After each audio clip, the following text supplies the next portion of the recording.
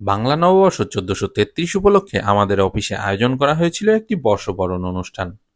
অফিসের পক্ষ থেকে সবাইকে একটু মিষ্টিমুখ করানোর ব্যবস্থা করা হয়েছিল।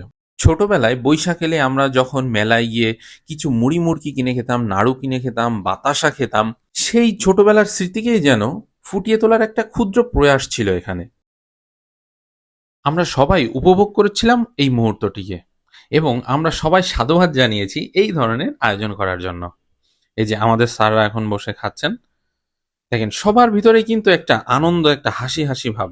আমাদের জাহিদ স্যারও কিন্তু বেশ উপভোগ করেছেন, আর আমাদের রহিম স্যার, আমাদের সিনিয়র স্যার, উনি কিন্তু বেশ এনজয় করছেন জিনিসটাকে, যেন ছোটবেলায় ফিরে গিয়েছেন। আমাদের অফিস থেকে দেয়া হয়েছিল বাতাসা, নকুলদানা, নারিকেলের নাড়ু, তিলের নাড়ু, চিড়ার মোয়া, মোরালি। খাবারগুলা বেশ মজার ছিল। একসাথে এত পদের জিনিস কিন্তু এখন আর ওইভাবে খাওয়া হয় না।